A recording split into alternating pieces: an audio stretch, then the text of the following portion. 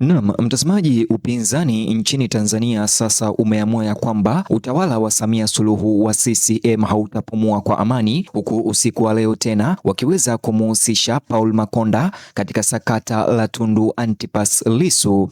Hali ya kisiasa nchini Tanzania imezidi kulipuka baada ya tuhuma mpya za mtandaoni kumhusisha Paul Makonda na madai yanayomzunguka kiongozi wa upinzani Tundu Antipas Lissu nyuma ya gereza la Ukonga. Wakati huo huo, makala tata ya kimataifa ambayo yanahoji uongozi wa Rais Samia Suluhu Hassan yameanza kuenea katika mitandao ya kijamii. Hadithi hizi mbili kwa pamoja zimeunda moja ya mijadala mikubwa usiku wa leo, mijadala mikubwa zaidi ya kisiasa mitandaoni, huku wafuasi wa serikali, wanaharakati upinzani na raia wa kawaida wote wakijibu kwa hisia.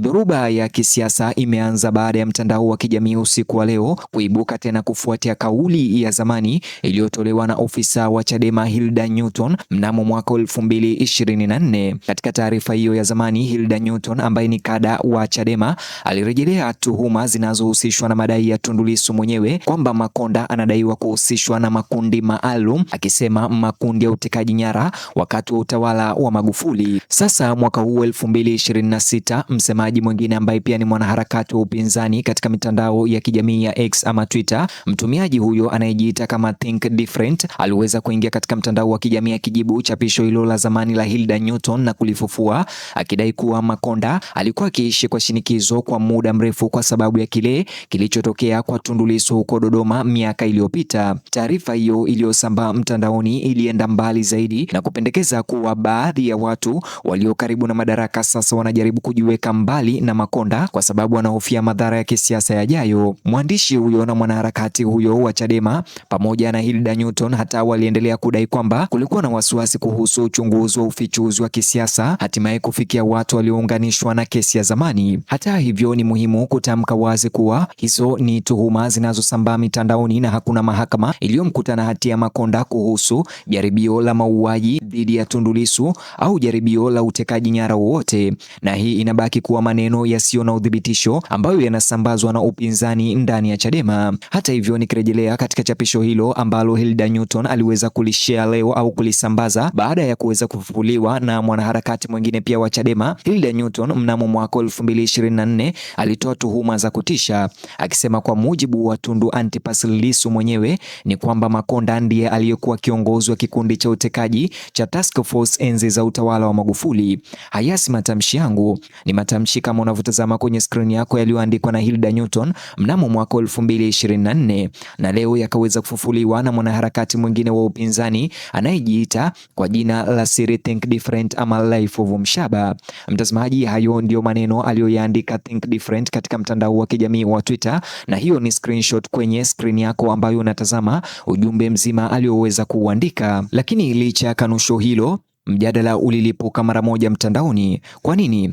Kwa sababu nchini Tanzania jina la Tundu Lissu bado lina hisia kubwa za kisiasa, hasa kwa upinzani. Wafuasi wengi wa upinzani bado wanaamini maswali muhimu yanayozunguka jaribio la mauaji dhidi yake hayajajibiwa kikamilifu, na kila wakati kauli za zamani au shutuma zinapoibuka tena kutoka kwa upinzani, hisia hurudi haraka sana.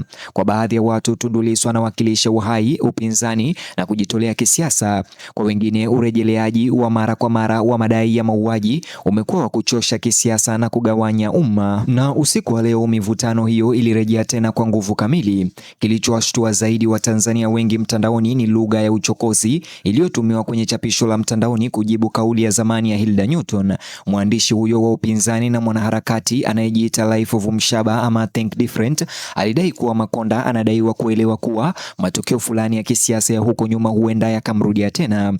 Chapisho hilo pia lilipendekeza kuwa baadhi ya watu ndani ya mfumo tawala wanadaiwa kuwa na wasiwasi, huku shinikizo la kisiasa likiongezeka kimataifa.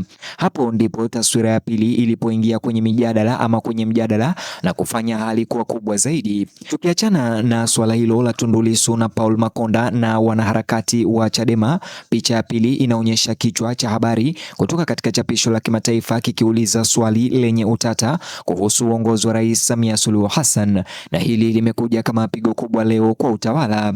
Makala au gazeti hilo lilieleza mwelekeo wa kisiasa wa Tanzania kwa kutumia ukosoaji mkali kuhusiana na demokrasia, uchaguzi na utawala.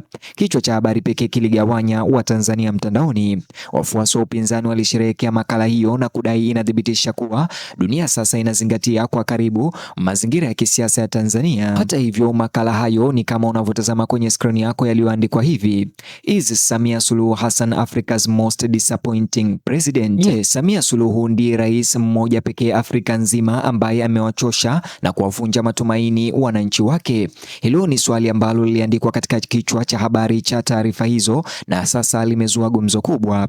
Wengi wao walidai kwa taswira ya demokrasia ya kimataifa ya nchi hiyo imedhoofika kwa sababu ya kukamatwa kwa upinzani, kutoweka, kutekwa nyara, mapigano mahakamani na kuongezeka kwa mvutano wa kisiasa.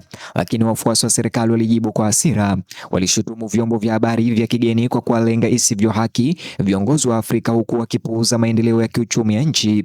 Walielezea miradi ya miundombinu, upanuzi wa umeme, ukuaji wa utalii, diplomasia ya kikanda na miradi ya uwekezaji chini ya serikali ya Rais Samia Suluhu. Baadhi ya wafuasi walihoji kuwa vyombo vya habari vya magharibi vinazingatia tu mabishano, huku vikikataa kutambua maendeleo chanya yanayotokea ndani ya Tanzania. Bado muda wa hadithi zote mbili kutokea pamoja uliunda athari kubwa ya kisiasa mtandaoni. Kwanza, tuhuma za zamani zinazomhusu Makonda na Tundu Lissu ziliibuka tena. Kisha ghafla ukosoaji wa kimataifa kwa Samia Suluhu Hassan ukaanza kuvuma sana mtandaoni kupitia jarida au gazeti hilo. Kwa Watanzania wengi ilionekana kama shinikizo la kisiasa lilikuwa linaongezeka kutoka pande nyingi kwa wakati mmoja. Lakini wafuasi wa serikali walirudi nyuma vikali.